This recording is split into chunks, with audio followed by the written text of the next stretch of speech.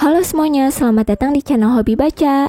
Sebelum kita tahu buku di hari ini tentang apa, jangan lupa untuk klik tombol subscribe untuk mendukung channel ini, agar kedepannya semakin banyak buku-buku yang diringkas dan direview. Daripada berlama-lama lagi, yuk kita mulai aja ringkasan buku di hari ini.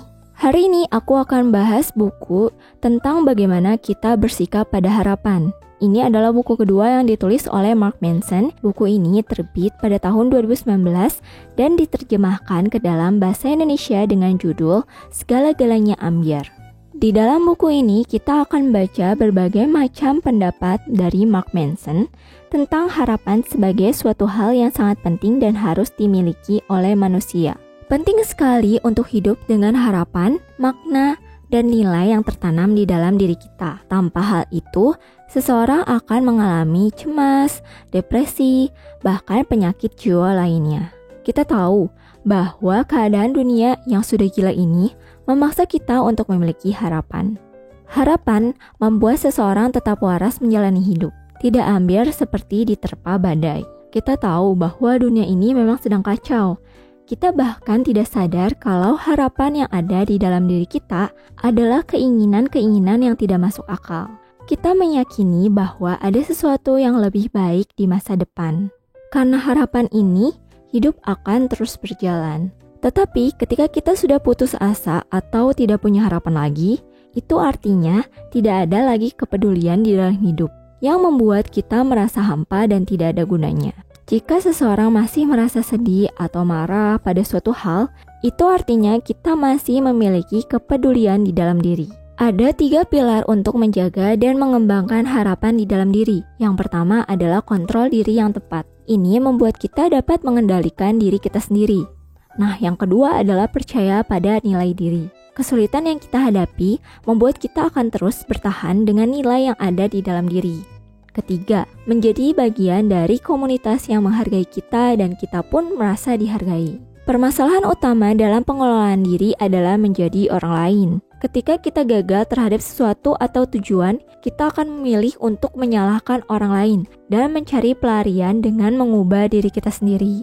Ini yang dinamakan krisis harapan. Padahal sekarang ini kita dihadapkan oleh banyak kemudahan yang disediakan oleh ilmu pengetahuan dan teknologi. Tapi, semua kemudahan ini menimbulkan permasalahan baru, yaitu penyakit mental. Manusia merasa tidak bahagia dan tertekan karena dituntut menjadi orang lain untuk menjaga harapannya. Ini yang membuat harapan bisa menjaga atau juga bisa menghempaskan kita. Kita juga harus memahami baik buruknya. Tanpa memahami ini, yang menjadi masalah adalah ketidakmampuan mengendalikan diri. Sebenarnya, pengendalian diri ini adalah dasar dari perjalanan hidup kita. Perjalanan di masa kecil yang dibawa hingga besar. Dan ini akan menciptakan efek domino. Ini bukan berarti dengan adanya harapan seseorang akan terhindar dari masalah. Justru dengan adanya masalah, harapan tersebut terus tumbuh dan membuat seseorang lebih kuat dibandingkan sebelumnya. Tidak ada seseorang yang hidup tanpa memiliki masalah. Semua orang memiliki masalah agar dapat memiliki lebih banyak makna. Dengan makna ini, kita dapat memperoleh kebahagiaan yang sederhana.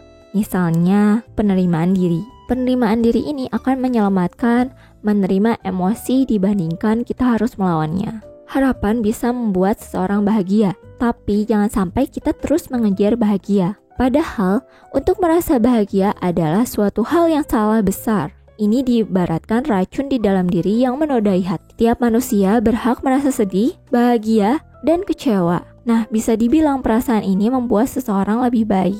Mengejar bahagia akan membuat seseorang menghancurkan diri perlahan demi perlahan. Sebenarnya mengejar kebahagiaan ini membuat kita sulit menggapainya dan bahkan menolak penderitaan. Penderitaan bukan suatu hal yang salah, tetapi memang hidup memaksa kita agar terus menderita. Dan kita sebenarnya diminta untuk menderita secara tepat. Bagaimana caranya? Ini berasal dari pengalaman, harapan, dan nilai hidup yang dimiliki oleh seseorang. Ketika kita menolak menderita atau mengelak stres, maka akan membuat diri kita semakin rapuh. kita juga akan berjalan atas ekspektasi orang lain.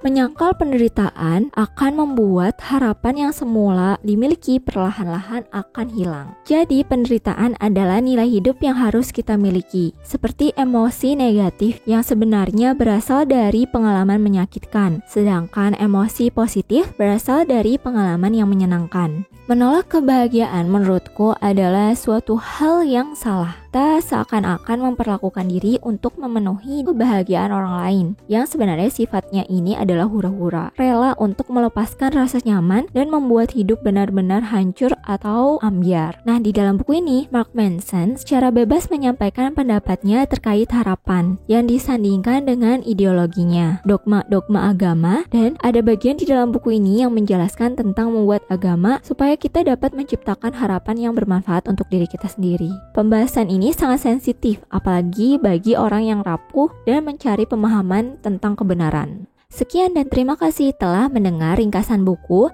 Segala-galanya Ambyar karya Mark Manson. Semoga video ini bermanfaat dan sampai jumpa di video selanjutnya.